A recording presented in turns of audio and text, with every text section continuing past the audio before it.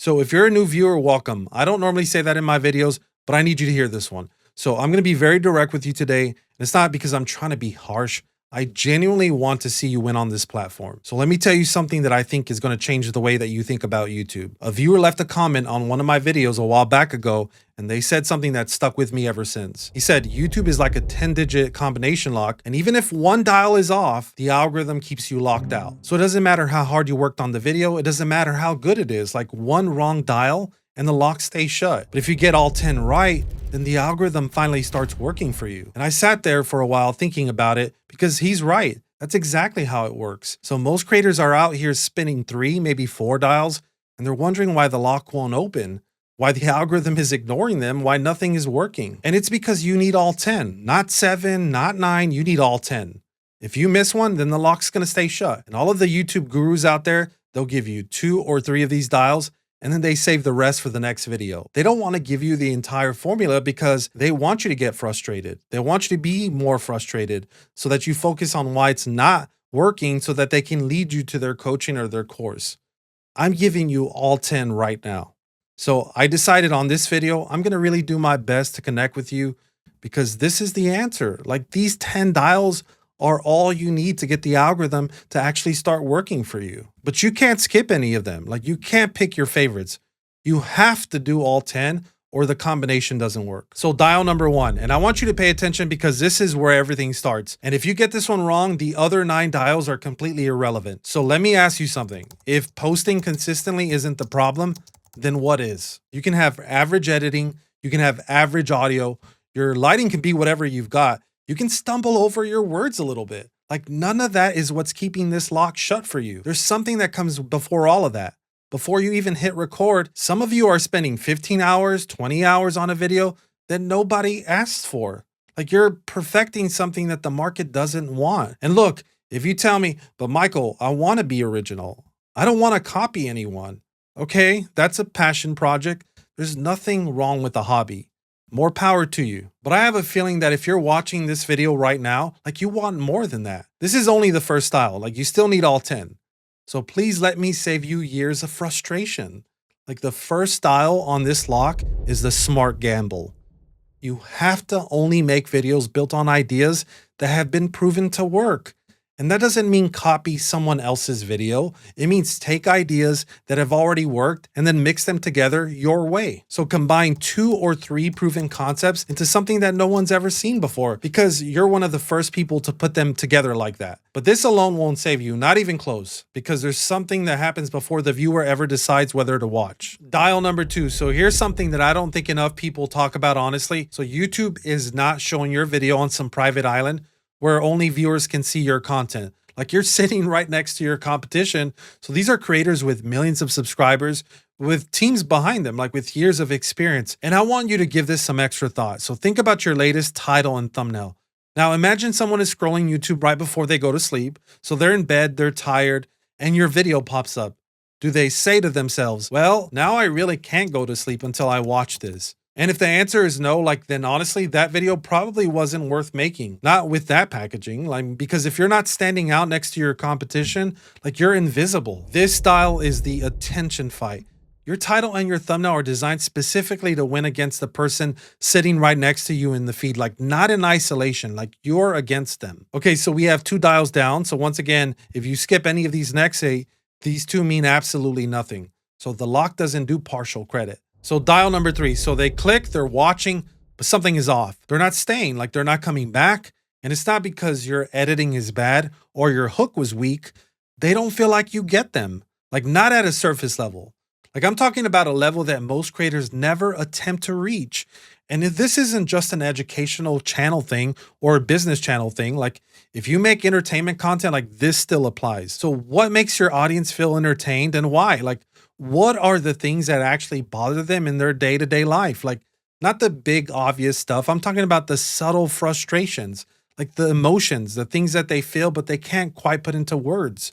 If you can't describe what your viewer is feeling right now in their life, how are you going to make content that connects with them? So this style is the psychology play. So knowing your audience deeper than anyone else in your space, like their psychology, their fears, their desires, all of it, because When you understand them at that depth, like you begin to connect with them on a deeper level. And people want to know that there's a real human on the other side talking to them. And that is a level that most of your current competition will never reach. But knowing them doesn't mean that they're going to stay, right? Most viewers leave before they even get to the good part of your video. And a lot of creators know why, but they don't do anything about it.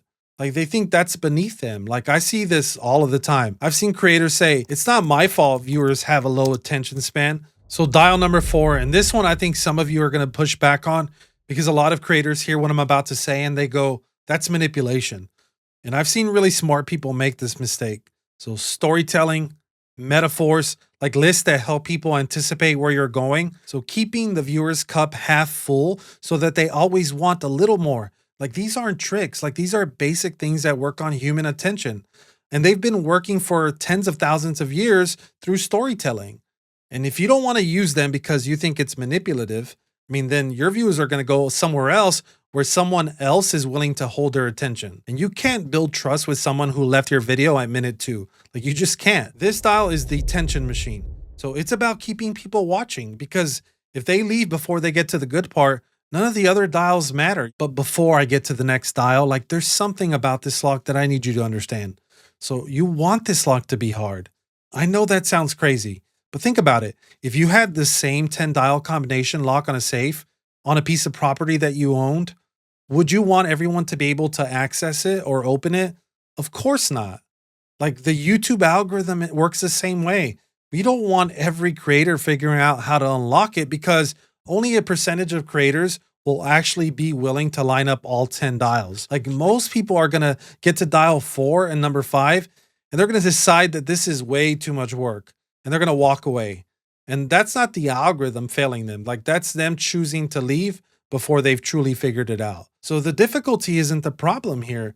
The difficulty is what protects your opportunity from everyone who won't do the work. So that means you're still going and your competitor already gave up because they weren't willing to do the work. So dial number 5, and this one, honestly, it's not one that people talk about enough, in my opinion, especially in algorithm videos. And it's one that I still struggle with myself too. If people are watching you talk and they can feel that you're reading, like if they can sense that the words are coming from a script and not from you, it's going to create a gap. It's subtle, but they feel it. And when they feel it, they don't trust what you're saying. Not because you're wrong, because it doesn't feel real. My first video on this channel, like the audio was rough, like the lighting was off, and my connection with the camera just wasn't there. And instead of waiting until video 50 or video 100 to fix it, like I forced myself to get better on every single upload. Like sometimes I missed the mark, but on average, I've been consistently improving. So I'm 22 videos in now, and I'm still getting better at this, of course. But I know that if I don't keep working on it, like it's going to hold me back, and like it's going to hold all of us back. So this dial is the believability factor. And it's exactly what it sounds like. Being human first and letting the script come second. So pausing when you need to pause, letting your audience feel like you're right there with them, not performing for them.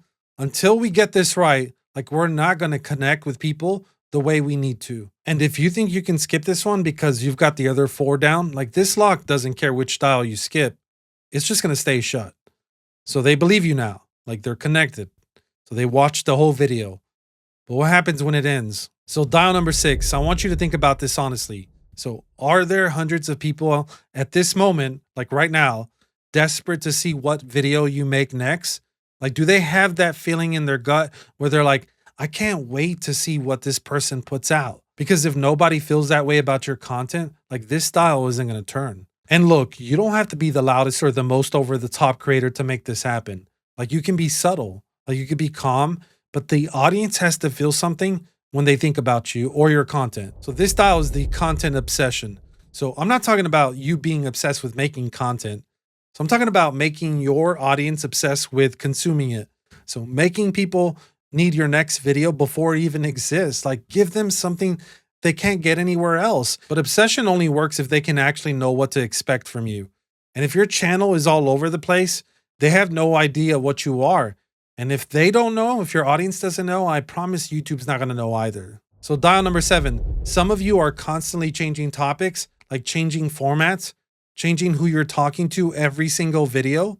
Like, and every time you do that, Like the algorithm has to start over. Like it has to find a brand new audience for you. And that's expensive. Like it costs YouTube more resources every time you make them do that. Meanwhile, your competitor who stays on topic, the algorithm already knows exactly who their audience is. So it shows their videos to people who are most guaranteed to click and watch. So they have a higher CTR, they have a longer watch time, they have more promotions, all because they made the algorithm's job easy and you made it hard. So show them that you can solve their specific problems. Like show them that you understand what it feels like to be in their position. And then keep showing up for the same people over and over for months. It doesn't have to be perfect, like, but they need to feel that you care, that you're giving it everything you've got. Like people feel that. And eventually, if you do it for long enough, like your cup will overflow. So this style is the one audience. So committing to one group of people and never letting them forget who you are. A consistent identity, a consistent format, a consistent reason for someone to come back. If you figure that out, like the algorithm figures out the rest. So now that you're focused, now that you're consistent, but are you paying attention to what's actually happening around you? I mean, because there's free leverage sitting right there in front of most creators and they completely ignore it. So dial number 8. YouTube already has data on audiences who are watching specific types of content right now. Like today, there are viewers actively looking for videos in your space. And most creators don't even think about that. They just make whatever they want to make whenever they feel like making it and hope that it works. So here's what I do.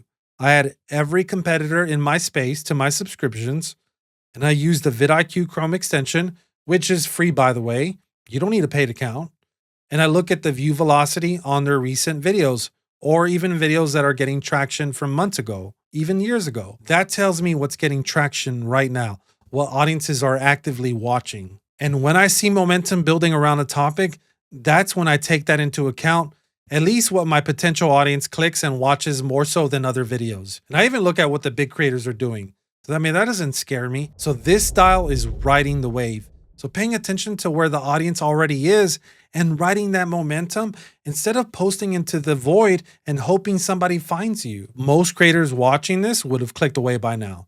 And that's exactly why this lock stays shut for them. But you're still here. Almost isn't enough though.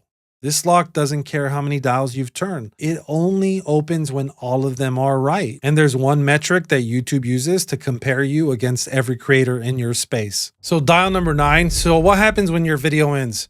Does the viewer close the tab? Do they leave YouTube entirely? Because YouTube is competing with Netflix, TikTok, Instagram, and every other platform out there. They don't want people leaving. So the creators who keep people on the platform, YouTube's going to reward them. And the creators who send people away, even if the video was great, like YouTube stops promoting them. So if your video ends and the viewer is gone, like everything you just built in that video was for that one video. And one video is not going to open this lock. And I see so many creators who just slap an end screen and say, watch this video if you want to learn about whatever topic. Like that's not going to work. You have them in your house right now. Like, don't just wave them goodbye at the door, like take them to the next room. So set up feelings and conflicts throughout your video that don't get resolved in that video. Like make the tension so high that they need to see what's next. And there's a metric underneath all of this called watch time per impression. Think of it like real estate. How much revenue does this square footage generate? So that's what YouTube is looking at when they compare you to your competition. You can actually ask YouTube Studio AI what your watch time per impression is on your videos. So this style is the pull effect. So designing every video to intentionally lead to the next one so that the algorithm sees you as someone who keeps people on the platform, not someone who loses them. And there's a dial that most creators think that they're already turning, but they're not. If you don't get this next dial right, you could do all of these 9 other dials perfectly and it still won't matter. So most creators watch a video like this and they feel motivated for 2 days and then they go back to doing what they were doing. So it's like going to the gym. You don't quit after a month because your arms don't look different yet. You keep showing up because you know the results are lagging indicators of the work that you're putting in. And you definitely don't quit at dial number 6 because the lock didn't open yet. You keep going. And that's what I'm asking you to do. The last dial is raise the bar. So getting measurably better on every single video you make. Not just saying you will, like actually doing it. And look, my audience isn't the general public, it's you. Like very skeptical people sitting right there thinking, who is this guy to give me advice? And I don't blame you for thinking that way. Like I would think the same thing. And for those of you thinking, I'm already doing all of these 10 and I'm still not growing. I've been going at it for years or days or months or hundreds of videos. Then you got blind spots. Like you're overlooking something in the process. And until you're willing to look at that honestly, you're probably going to stay stuck. So here's what I want you to think about now. So you've been grinding, you're posting consistently, like you're trying, you're going for it, and nothing seems to be working. But what if you're closer than you think? What if your channel is already growing and showing signs of growth and you're about to quit right before it happens?